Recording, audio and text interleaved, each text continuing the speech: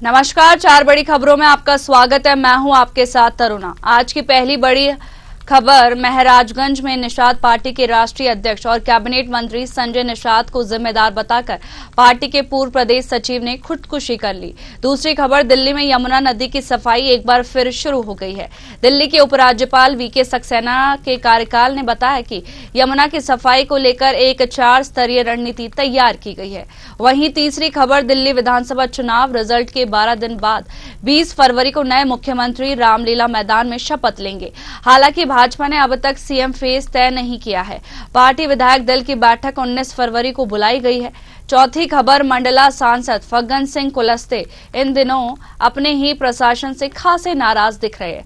दरअसल बीते दिनों जिले के बिछिया विधानसभा से कांग्रेस विधायक नारायण पट्टा के घर में घुसकर मारपीट करने का आरोप ट्रेनी आईएएस पर लगा था। तो आइए शुरू करते हैं चार बड़ी खबरें।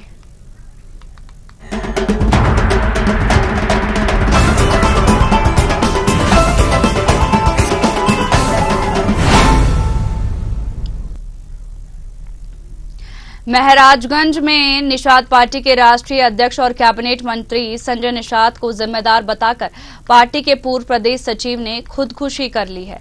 पार्टी नेता धर्मात्मा निषाद ने फेसबुक अकाउंट से की गई एक पोस्ट में पार्टी अध्यक्ष डॉक्टर संजय निषाद और उनके बेटों पर गंभीर आरोप लगाते हुए उन्हें खुदकुशी के लिए जिम्मेदार ठहराया गया है।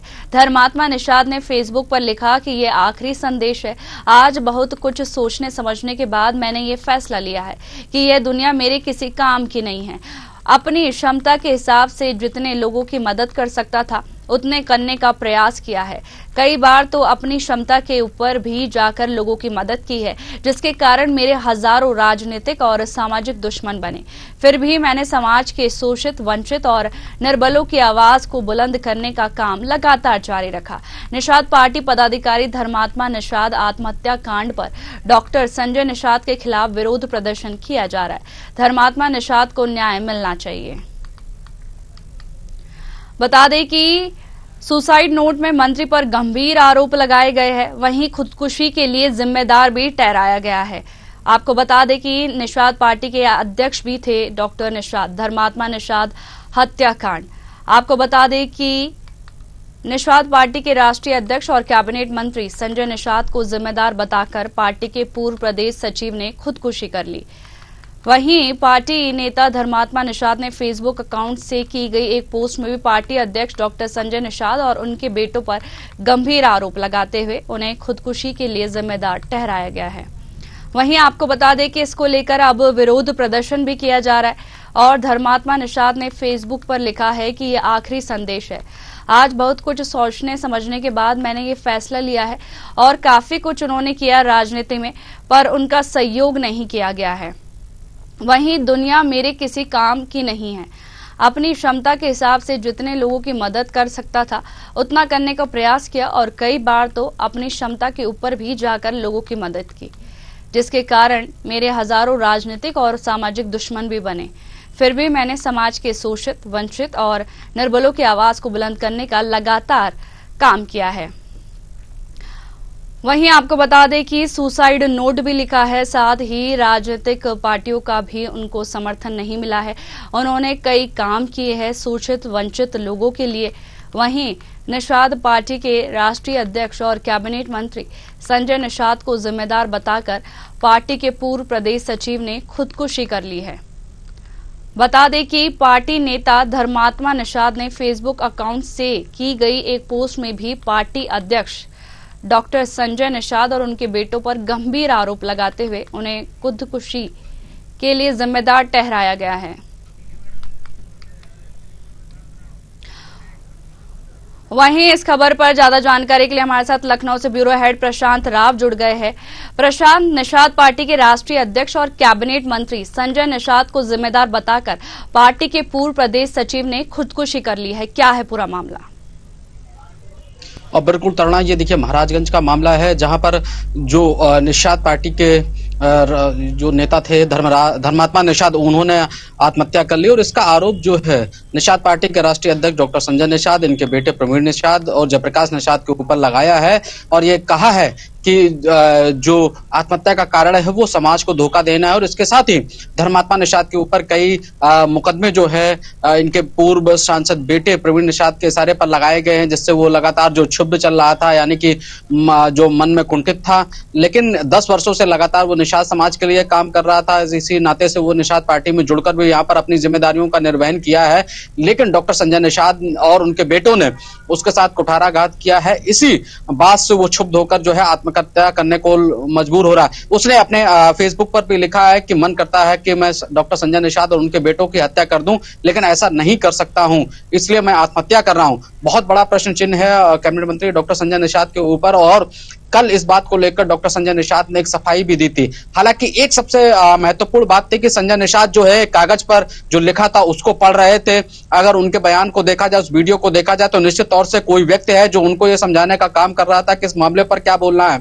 हालांकि अब देखिए डॉक्टर संजय निषाद किसी और के इशारे पर चल रहे हैं, और इसीलिए कल जो उनका बयान आया और उसके बाद उनके बयान नहीं आए हैं। निश्चित तौर से अभी भी किसी भी निषाद पार्टी के बड़े नेता ने इस मामले पर कोई भी बात नहीं रखी है। धर्मात्मा निषाद के भाई ने इस मामले में जो अपनी एफआईआर दर्ज कराने को लेकर पुलिस से मांग की थी, पुलिस ने अभी एफआईआर दर्ज नहीं की है। हालांकि सबका पोस्टमार्टम हो चुका है। निश्चित तौर से देखिए मामला गंभीर है, लेकिन इसमें पुलिसिया कार्रवाई जो निष्पक्ष होनी चाहिए थी वो कहीं ना कहीं निष्पक्ष नहीं है, जिसको लेकर समाजवादी पार्टी के लोगों ने विरोध करना शुरू कर दिया। तो वहीं पूरे प्रदेश में जो निषाद समाज के चाहे समाज सेवी कार्यकर्ता हों या फिर तमाम पार्टियों से जुड़े लोग हों, उन्होंने डॉक्टर संजय निषाद का विरोध करना शुरू कर दिया है। ये पहला कोई आरोप नहीं है, कई मामले पहले भी हो चुके हैं। टिकट वितरण को लेकर भी डॉक्टर संजय निषाद के ऊपर यहाँ टिकट बेचने का आरोप लगा था, और इसके साथ ही कार्यकर्ताओं को दरकिनार करने का आरोप लगा था। तो तमाम ऐसी बातें रही हैं। धर्मात्मा निषाद भी कहीं ना कहीं साजिश का शिकार रहा है, इसलिए उसने आत्महत्या की है, और उसका आरोप जो है वो डॉक्टर संजय निषाद के ऊपर है। और उसने ये भी कहा है कि यह समाज के साथ धोखा है। यह तमाम जो गंभीर विषय हैं उसको लेकर जो है पुलिस ने अभी मामला दर्ज नहीं किया है। हालांकि इसकी जानकारी अभी नहीं दी गई है कि मामला दर्ज हुआ कि नहीं हुआ है, लेकिन कल जिस तरीके से बात सामने निकल कर आई कि धर्मात्मा निषाद ने आत्महत्या कर ली है, उसके बाद तमाम निषाद समाज के जो संगठन है उन्होंने विरोध प्रदर्शन किया और यह पुलिस से मांग की कि कैबिनेट मंत्री संजय निषाद के ऊपर, उनके बेटों के ऊपर मामला दर्ज किया जाए। हालांकि मामला दर्ज नहीं हुआ। निश्चित रूप से देखिए गंभीर मामला है, निष्पक्षता से इसमें जांच होनी चाहिए, और यही इनके परिवार की मांग भी है। धर्मात्मा निषाद देखिए अपने क्षेत्र में काफी फेमस कार्यकर्ता था और एक स्वयं सेवी संगठन से जुड़ा हुआ था। निश्चित तौर से देखिए एक अच्छी पकड़ थी निषाद समाज में। ऐसे में निषाद समाज के लोगों ने जब सुना कि धर्मात्मा निषाद ने आत्महत्या कर ली है तो काफी रोष है। आसपास के जिलों में जो लोगों को जानकारी मिली और उसके बाद जो निषाद समाज के लोग हैं वो महाराजगंज धर्मात्मा निषाद के पैतृक गाँव पहुंच रहे हैं, उन्हें जो श्रद्धांजलि दे रहे हैं। उसके साथ ही डॉक्टर संजय निषाद के ऊपर भी गंभीर आरोप लगाना लोगों ने शुरू कर दिया है। और आज लखनऊ में भी जो है समाजवादी पार्टी छात्र सभा ने विरोध किया। हालांकि इस छात्र सभा में खासकर निषाद समुदाय के ही जो है छात्र थे जिन्होंने डॉक्टर संजय निषाद के ऊपर भी गंभीर आरोप लगाए हैं और उसके साथ ही कहा कि संजय निषाद समाज को बेचने का काम कर रहे हैं। संजय निषाद केवल परिवारवादी पार्टी चलाते हैं, अपने बेटे को सांसद विधायक बनवाना चाहते हैं, खुद सत्ता की मलाई चाटना चाहते हैं। गंभीर आरोप है। हालांकि इस विषय में देखा जाए कि संजय निषाद जो है अभी गंभीर दिखाई नहीं दे रहे हैं, लेकिन एक विषय जरूर है कि जो उनके सहयोगी हैं वो संजय निषाद को अपने इशारों पर चला रहे हैं और इस मामले को कहीं ना कहीं जो है समेटने का काम किया जा रहा है। अब तो हालांकि ये पुलिस का मामला है कि वो मामला दर्ज करते हैं, जो आरोप लगे हैं, जो सुसाइड नोट है उसके आधार पर क्या कार्रवाई होती है। निश्चित तौर से देखो मामला दबाने की कोशिश की जा रही है, पूरा अमला लगा हुआ है। निषाद पार्टी के राष्ट्रीय अध्यक्ष संजय निषाद लगातार जो है किसी न किसी प्रकार से प्रशासन पर दबाव बनाने की कोशिश कर रहे हैं। इसके साथ ही उनका सहयोगी राजीव यादव भी लगा हुआ है कि किस तरीके से मामले को दबाया जाए।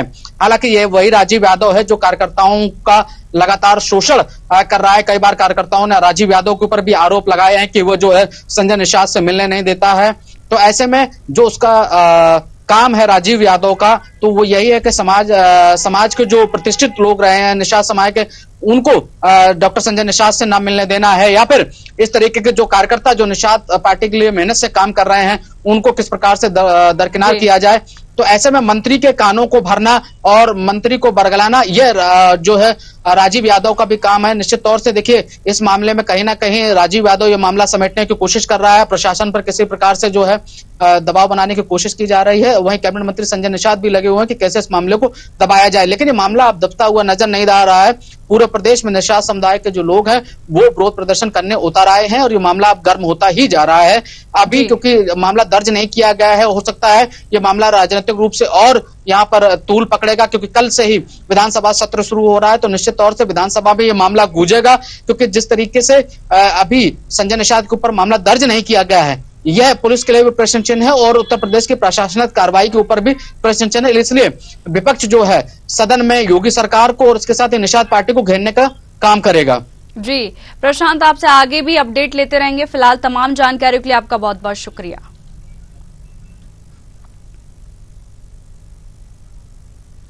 दिल्ली में यमुना नदी की सफाई एक बार फिर शुरू हो गई है। दिल्ली के उपराज्यपाल वीके सक्सेना के कार्यकाल ने बताया कि यमुना की सफाई को लेकर एक 4 स्तरीय रणनीति तैयार की गई है, जिसके तहत न सिर्फ नदी के पानी को स्वच्छ किया जाएगा बल्कि आसपास के गंदे नालों और सीवेज ट्रीटमेंट प्लांट पर भी नजर रखा जाएगी।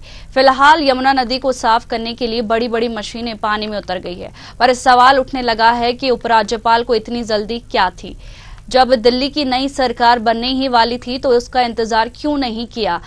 आम आदमी पार्टी ने प्रत्यागत दोष के चलते सुप्रीम कोर्ट में अर्जी डालकर एनजीटी के आदेश पर बनी कमेटी की भी भंग करवा दी है और यमुना की सफाई रोक दी गई थी। अब तक कई बार एलजी ने सफाई काम शुरू करवाया है।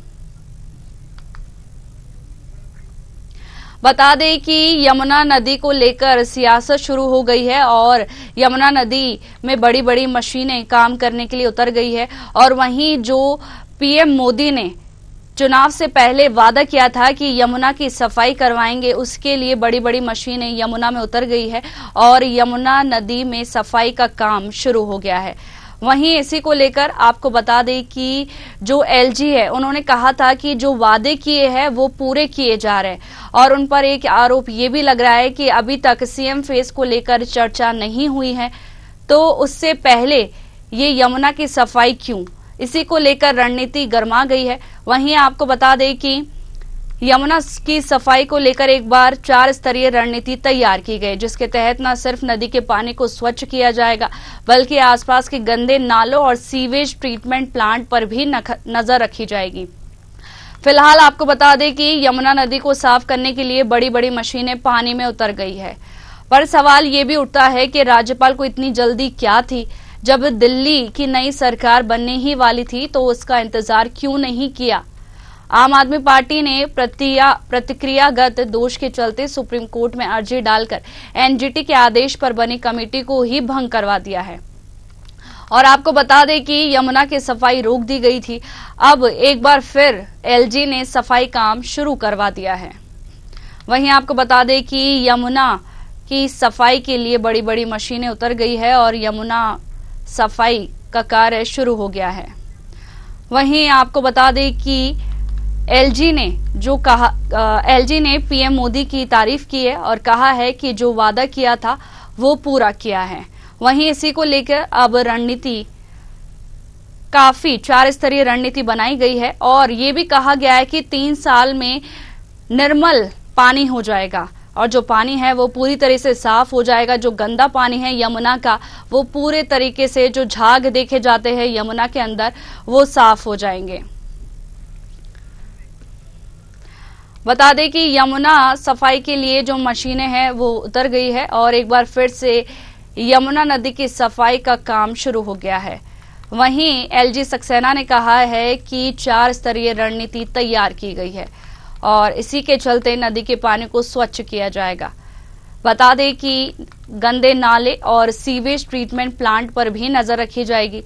फिलहाल यमुना नदी को साफ करने के लिए बड़ी बड़ी मशीनें पानी में उतर गई है। वहीं आपको बता दें कि जो यमुना में झाग देखा जा रहा था उसी को लेकर जो बड़ी बड़ी मशीनें पानी में उतरी है वो पूरी तरीके से साफ हो जाएगी और ये जो एलजी ने प्लान बनाया है वो 3 साल का प्लान बनाया है और इस प्लान पर लगातार काम किया जाएगा। आम आदमी पार्टी ने यमुना सफाई का वादा किया था पर उन्होंने पूरा नहीं किया, उन्होंने खुद के ही प्रोजेक्ट को रुकवा दिया था। वहीं इस खबर पर ज्यादा चर्चा के लिए हमारे साथ राजनीतिक विश्लेषक मनीष अग्रवाल जी जुड़ गए हैं। मनीष जी, यमुना की सफाई का जो कार्य है वो एक बार फिर से शुरू हो गया है। जो पीएम नरेंद्र मोदी ने वादा किया था वो पूरा होता दिख रहा है। यमुना की सफाई का काम एक बार फिर से शुरू हो गया है। दिल्ली की जनता के लिए एक अच्छी खबर है। जैसा भी आपने अपनी डिटेल में बताया कि केजरीवाल जी की पार्टी ने खुद इस काम को रुकवा दिया था, तो आज दिल्ली की जनता को समझ में आएगा कि हित क्या है और नहीं है। अगर हम लोग इस डिस्कशन को इस तरीके से देखें कि इस काम को एलजी पहले भी कर सकते थे, तो ऐसा नहीं है। इस काम को एलजी पहले करना नहीं चाहते थे, लेकिन जो समस्याएं उनके संग सरकार उत्पन्न करती थी, इस वजह से ऐसा नहीं हो पाता। आपने केजरीवाल जी से पहले देखा होगा कि 15 साल तक जब शीला दीक्षित की सरकार रही तो उसमें एक टेन्योर पूरी भाजपा की भी सरकार थी, लेकिन कभी ऐसी कन्फ्रंट्रेशन प्रदेश और देश की सरकार में जनता के हित के लिए नहीं होती है। शीला दीक्षित जी ने भाजपा की सरकार में और कांग्रेस की सरकार में दिल्ली को एक उच्च स्तर तक पहुंचाया, कॉमनवेल्थ गेम्स का सफल आयोजन करा, तो वो आयोजन 5 साल में नहीं हो जाता। भाजपा की सरकार ने भी उसमें मदद करी थी। इसलिए आगे की राजनीति में भी लोगों को ये ध्यान रखना चाहिए कि जब वो एक बार चुन के आ जाते हैं तो जनता का हित इसमें ज्यादा है कि उनके काम कैसे हो, बनस्पत इसमें कि जो क्षेत्रीय पार्टी है और राष्ट्रीय पार्टी है उनकी आपस की लड़ाई की वजह से जनता के हित रुके। जी, पर अब यमुना की सफाई को लेकर भी राजनीति तेज हो गई है और साथ ही ये भी कहा गया है कि दिल्ली में सीएम फेस को लेकर वैसे तो सस्पेंस बना हुआ है, पर उससे पहले ही क्यों, वो बाद में भी तो कर सकते थे। ये जनता को सोचने के लिए छोड़ देना चाहिए। बाद में कर सकते थे, नहीं करते हैं तो कब करेंगे, ये विपक्ष के सोचने का काम नहीं है। जब जनता ने जिसको मैंडेट दिया है वो, और केंद्र सरकार और प्रदेश सरकार, जो डबल इंजन की सरकार भाजपा कहती है, दोनों को काम करना चाहिए। जनता का हित एक भी दिन के लिए नहीं रुकना चाहिए, चाहे कोई भी सरकार सत्ता में हो। अगर एलजी ने वो काम शुरू कराया तो जब प्रदेश में नई सरकार आएगी वो उनका सहयोग करेगी, मॉनिटरिंग करेगी, लेकिन जल्दी से जल्दी जनता को इसके रिजल्ट मिलने चाहिए, क्योंकि हमें ये मालूम होना चाहिए कि भारत में भौगोलिक स्थिति के कारण मानसून आने का समय जुलाई अगस्त में हो जाता है। तो जितनी सफाई उससे पहले हो जाएगी उतना ही दिल्ली की जनता को बारिश के सीजन में आराम देखने को मिलेगा। जी, एलजी ने पूरा प्लान तैयार कर लिया है और ऐसा देखा जा रहा है कि 3 साल में जो यमुना है वो पूरी तरीके से साफ हो जाएगी। फिलहाल तमाम जानकारी के लिए आपका बहुत बहुत शुक्रिया। धन्यवाद।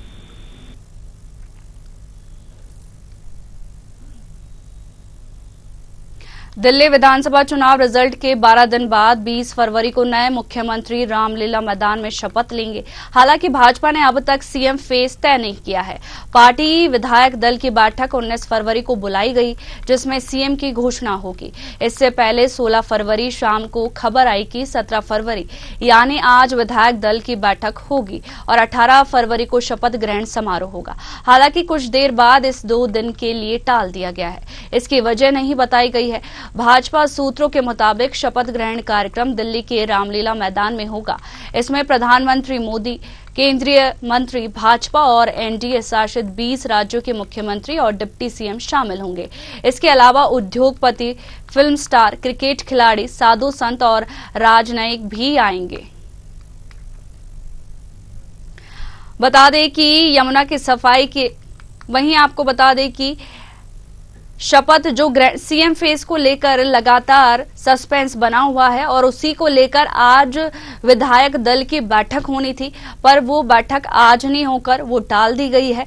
और ये क्यों किया गया है अभी तक इसका कुछ पता नहीं। सूत्रों के हवाले से खबर आ रही है कि जल्द ही सीएम फेस रिवील किया जाएगा। उसी को लेकर जो चर्चा है वो लगातार जारी है। वहीं आपको बता दें कि शपथ ग्रहण कार्यक्रम के दिल्ली रामलीला मैदान में होगा। इस कार्यक्रम में प्रधानमंत्री मोदी, केंद्रीय मंत्री, भाजपा और एनडीए शासित 20 राज्यों के मुख्यमंत्री इसमें शिरकत करेंगे।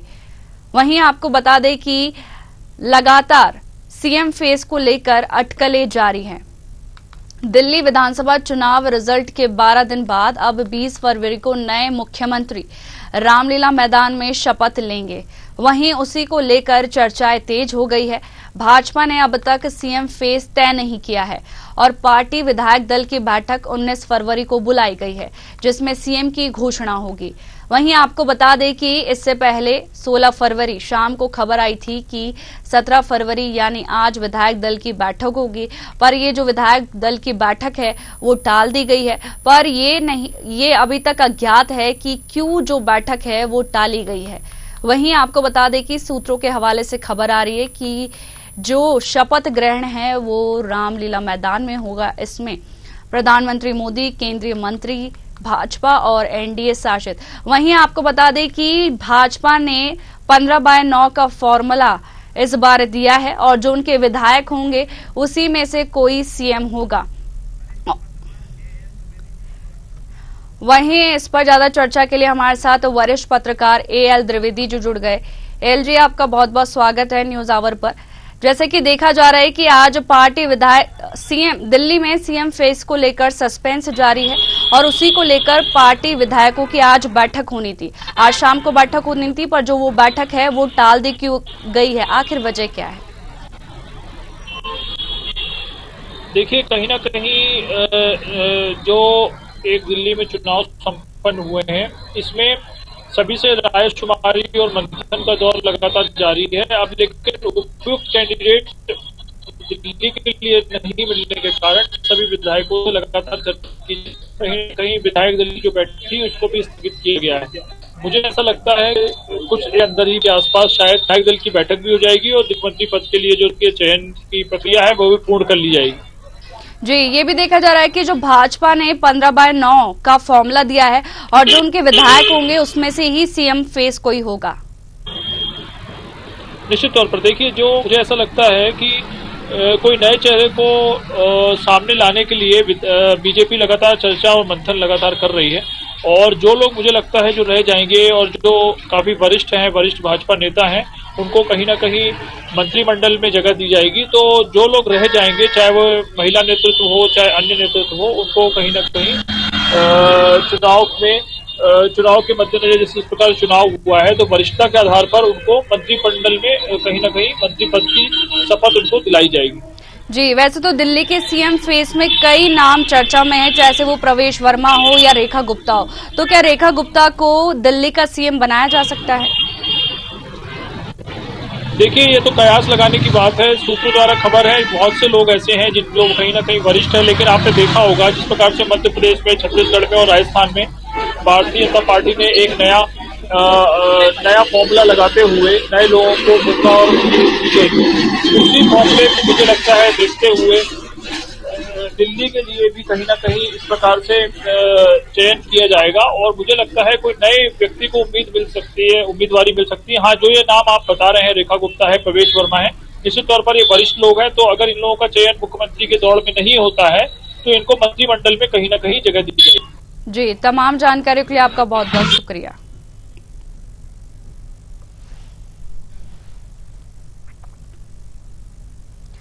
मंडला सांसद फग्गन सिंह कुलस्ते इन दिनों अपने ही प्रशासन से खासे नाराज दिख रहे। दरअसल बीते दिनों जिले के बिछिया विधानसभा से कांग्रेस विधायक नारायण पट्टा के घर में घुसकर मारपीट करने का आरोप ट्रेनी आईएएस पर लगा था, जिसको लेकर थाने से लेकर सड़क तक कांग्रेस ने जमकर हंगामा मचाया। कांग्रेस के पीसीसी चीफ जीतू पटवारी ज्ञापन देने कलेक्ट्रेट पहुंचे, जहां प्रशासन ने कांग्रेस के कार्यकर्ताओं से कलेक्ट्रेट में बैठकर बातचीत की थी।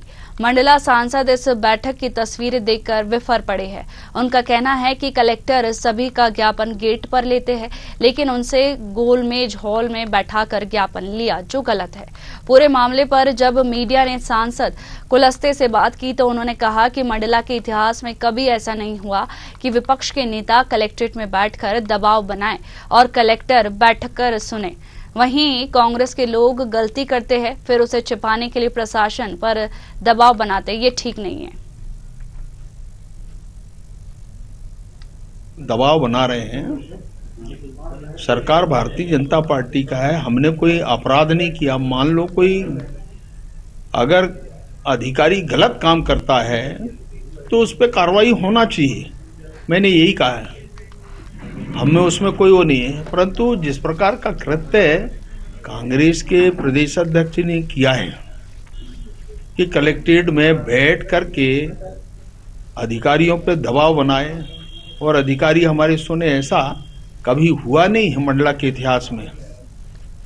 हम विरोध करना समझ में आता है, परंतु जिस प्रकार का मैंने देखा सब वीडियो, मैंने कहा भी एक दो बार मैंने कलेक्टर साहब को कि मैंने कहा कार्रवाई करो भाई क्या दिक्कत क्या है। अगर किसी ने अपराध किया है, चोरी किया है, तो मामला बनाइए, जो भी जांच पड़ताल का दायरे में आएगा तो जांच पड़ताल करके उसको आप छोड़ना चाहे तो छोड़ सकते हैं, परंतु अपराध किया उस पर कार्रवाई होना चाहिए।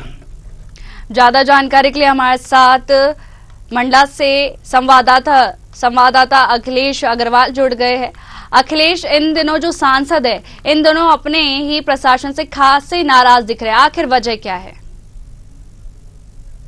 कल रात में जब सांसद महोदय मंडला प्रवास के दौरान थे, तो उनको जैसे ही जानकारी प्राप्त हुई थी कि बीसीसी की जीतू पटवारी जी का मंडला आगमन हुआ था ज्ञापन देने के लिए, लेकिन जब उनको जानकारी मिली या वीडियो के माध्यम से उन्हें जब पता चला कि गोलमेज पंचायत में जब कलेक्टर महिला के ऊपर दबाव बनाकर उनसे जो ज्ञापन देने की बात की और संबंधित अधिकारी के ऊपर कार्रवाई करने की बात की गई, तो जिससे सांसद महोदय बहुत ज्यादा नाराज हुए। उनका कहना था कि जो भी इस जिसकी भी गलती है, चाहे विधायक महोदय की गलती है, चाहे उनके परिवार की, या ट्रेनी IAS आकिब खान जी की गलती है, उस पर कार्रवाई की जाए। तो अभी तक इस मामले पर कार्रवाई की गई है या नहीं? अभी तक अगर आप बात करें तो इस मामले में अभी कोई कार्रवाई नहीं की गई है। और ये भी देखा जा रहा था कि जो विपक्ष के नेता है कलेक्टर में बैठकर दबाव बनाते हैं और साथ ही कलेक्टर बैठकर सुनते हैं, और ये गलत है, ये कांग्रेस ने कहा है। फिर उसे छुपाने के लिए प्रशासन पर दबाव भी बनाते हैं, जो कि ठीक नहीं है। कांग्रेस की अगर हम बात करें तो जो ऐसी जानकारी सामने निकल कर आ रही है कि अवैध उत्खनन के मामले को लेकर यह मैटर आगे बढ़ा था, जिसमें ट्रेनी IAS ऑफिसर जो आकिब खान थे, जो एक गाड़ी का पीछा करते हुए उस घर तक पहुंचे, और जहां इस घटना को केस बनाया जा रहा था, वहां विधायक के द्वारा जो दबाव बनाया गया और इस केस को कहीं और डाइवर्ट किया गया है। इससे सांसद महोदय का कहना है कि जो भी इसमें दोषी है वो उसके ऊपर कार्रवाई की जाए, चाहे वह अधिकारी हो, चाहे संबंधित कोई भी पार्टी के नेता का घर हो या उनकी लोग इसमें इन्वॉल्व हो, उस सबके ऊपर कार्रवाई होना चाहिए। जी, तमाम जानकारी के लिए आपका बहुत बहुत शुक्रिया।